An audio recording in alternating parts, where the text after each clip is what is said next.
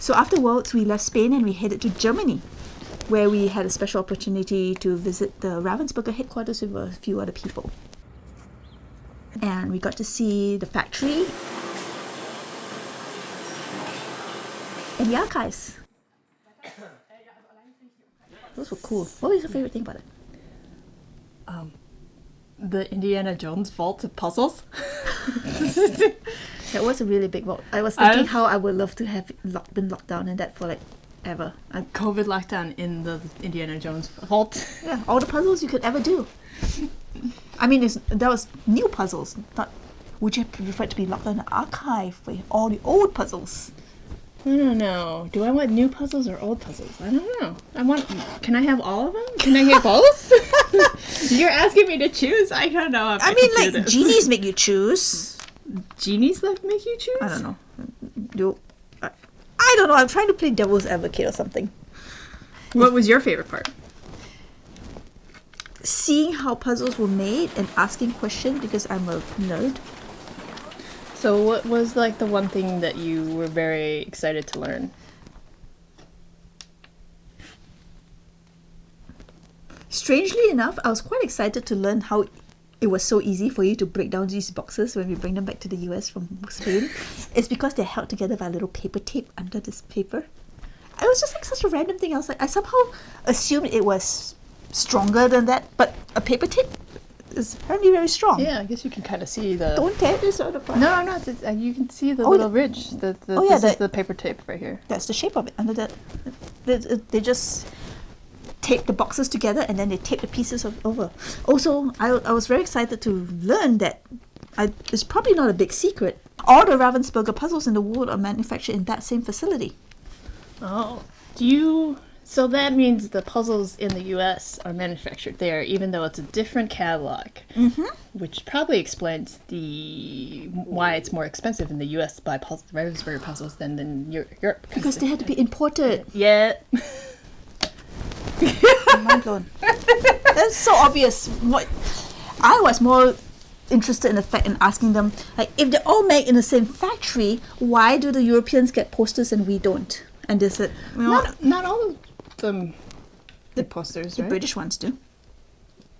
I think it depends on the British. It depends on the thing. All the Stephen Crisp ones do. Yes, and the Amy Stewart ones do. But that's all of Europe. Okay. Well, see, again, it's not a consistent thing, but apparently it's based on the market demand, I suppose. Yeah, but I want to... So, I think the moral of the story is that if you want something, you should tell them. Well, also, the other moral of the story that we just found out, if you go to Europe to buy puzzles, it's cheaper there. And then, like, bring a large suitcase and be not afraid to break down puzzle boxes. I actually was really interested to learn that all their cardboard, both the cardboard for the boxes and the cardboard for the puzzle, this blue cardboard, is made in the Black Forest. Which is near there. Yes. So it's essentially like local. Yes. Near-ish there, but they This still is have Germany. Yeah, it's in Germany. And then, so they make it all there. I'd be curious to see that factory too. And then... And then they ship it all to the Ravensburger puzzle factory, and they make puzzles out of it. But yeah, I thought that was really cool, like, because it's all locally sourced stuff. And then checking out the printing process, like where they printed the pictures, and then they were QCing the pictures that they were printing when we got there, so we didn't actually get to see them actually print ones that they actually were going to use. I think the other thing they were printing were like game pieces, because they also do board games. And so we didn't get to see a puzzle get printed. We did get to see a puzzle got printed with our faces on it. Oh yeah, that's true. But that's a different process, because they pre-cut a white puzzle and print directly on the pieces. So this is, when we got there, they took a group photo, and then by the end of the event, they brought us to the section where my Ravensburger was operating, where they make custom puzzles that you can order your own Ravensburger puzzle on the website, and they do it in the factory. And so we got to see that being done. Yes. But yeah, like I said, they don't print the picture on a sheet of paper first. It's printed on a pre-cut puzzle. So after they print the pictures of their puzzles or their game pieces or whatever onto the the paper. The next process is to put the paper on top of the cardboard. So they just have flat, rectangular, blue cardboard that they just adhere the picture to with a pressing machine. Pressure. With lots of pressure. There's something tons per square inch. Something. I can't remember the number. I should have written this down. We should have both bought notebooks and just like wrote down everything. I don't know how that would have gone over. I know. We look like we're taking notes for our school report. I swear we're not doing corporate espionage. We're just very bad at remembering things. Yeah. You know, we had written all that down. Some other company would have paid us like a lot of money for that, probably. No, then we have to shred it later. Yeah. So maybe it's just for the best we didn't write anything down. Yeah, maybe. And we don't remember anything. So we're good. See, we can't espionage because we don't remember anything. But we saw it and it was really cool. Yes. And then after they pressy pound it, they cut it. And the cutting machine is actually pretty cool because, oh wait, that one has more pounds per square inch. That was the one with pounds per square inch. All pressure is pounds per... Oh. Yes, I know. But that one was the one with the extreme amount of pounds per inch to make sure you get a nice cut. I think I might have missed that part. It was very noisy and then I might have been overwhelmed by the sounds. It was... because it's the die cut, and their die cut is made by hand and form it by hand, and then they make it thingy thing and they put it in the machine, and the machine makes the pressy thing and cut the puzzle, and then the puzzle goes up and it gets shaken apart and dumped in a bag and sealed and then it goes on the it gets dumped in the box after that. There's a big box. Well, there's a conveyor belt first. No, the bags get dumped in the box. I saw. Oh, big box. Yes, a big box. They're all together in one big box. And then the big box goes to somewhere else where they take the individual bags and put it into boxes. And that's done by hand. Yes. That part is done by hand. That's right, because they put it into the box. But making the box is also in the factory. Yes. They don't outsource that part either, so they have a machine that folds the box and puts the picture on, cuts it, folds the box.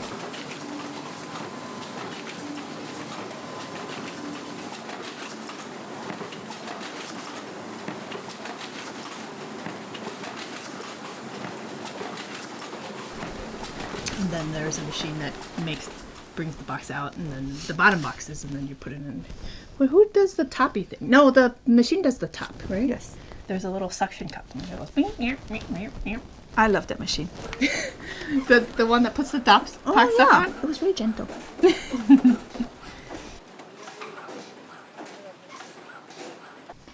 And then it gets put in a big pellet and then shrink wrapped by another machine.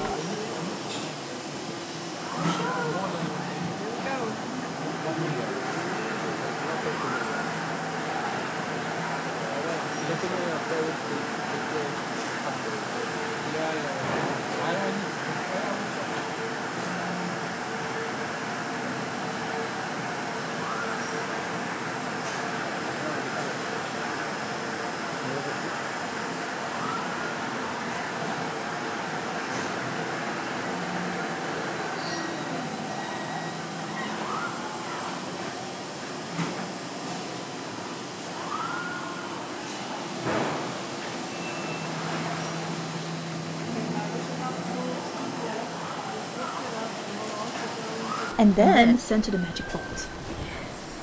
The giant magic vault. It's like that scene from the end of Raiders of the Lost Ark, right? Is that the right one? Probably. The Indiana Jones movie where they put the thing in the big warehouse. And their warehouse is entirely robot run too. It's assigned random numbers. The robot just finds a space for it, and then assign a number, and then when you recall it, they just bring it back. Because there's no people in that vault. That's true. That'd be kind of scary. It's really tall and really deep. We were like, the entrance was into the middle, and so you could see it looked like it went on forever. All the puzzles in the world in one place. For all the markets. For every single market in the world. Okay, so because we were in Ravensburg, we also got to go to see the Ravensburger Museum. And that's open to the public. It's the site of where the original Ravensburg factory used to be, where the founder Otto Meyer created the company. Oh yeah, and side note, the current Ravensburger company is run by his great-grandson. It's still a family business. It's kind of amazing. And the people who are there really love working for the company. Like everybody we talked to has been there for a long time. Either that or they commute like over 2 hours, 3 hours, 5 hours. Yeah, they do that just to stay with their company. I know, it's crazy. So we got to see the Ravensburger Museum, and it was a small museum, so don't necessarily travel to Ravensburg for it. But it was actually a really nice museum, and they covered the history, they covered the different products they made. It's very kid friendly. There were activities to do. We ended up There's a whole like kid area where the kids could play. There was a room with a bunch of their products, including adult jigsaw puzzles. But we played with one of the digital jigsaw puzzles there for a while. Yeah, Got very distracted by that. That was fun. But they originally started children's books, so That's they what had a whole room. publisher. Yeah, But I never seen any of those books before. I feel like that's mostly Germany. I don't know. I haven't seen it. I haven't seen any in the States. Feel like that's mostly Germany. That's probably true. Because then you would have to translate to X amount of languages, right? That's not the hard part. I've worked with translations before. Well, I feel like it depends on the book. If there's lots of plays on words, and then you have to find the different plays on words for. I guess it's like writing a whole new book. If it's a kid's book. Hat work. Yeah, probably not. Because that's rhyming. Yeah, you're right. Just send it through Google Translate. That is not how you translate children's books. I'm totally kidding. Yes, you're right. So unfortunately, we've never seen those children's books, but so Ravensburger is a lot older than we realize here in the United States. Yeah. In the archives, we got to visit the archives and we got to see their very first puzzle, which is of course not interlocking. And here you have exactly this, what I was talking about earlier. This is just actually a prototype thing. By this point, so again, 1891, it wasn't made on wood anymore, but as you can see on cardboard. And you have these pieces. You see that they're not really exact and stuff like this, so you can and you can take them out. Yeah, the very first jigsaw puzzle, which was not interlocking, and then the very first interlocking jigsaw puzzle was right next to it in the archives, and then and so on and so forth. We got to there was quite an evolution of the boxes and the logo as well.